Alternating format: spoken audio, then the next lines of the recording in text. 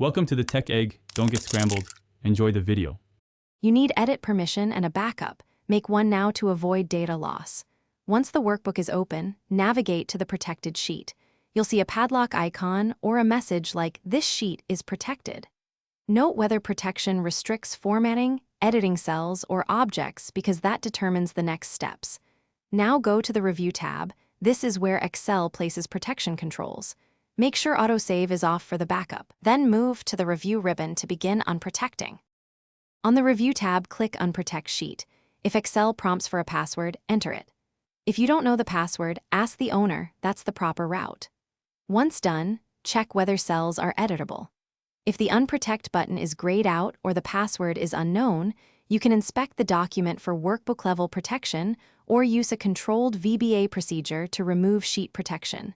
This is a technical approach that runs a short macro to reset protection flags. Make sure to run macros only in trusted files. After unprotecting, save the workbook and test edits across the sheet to confirm success.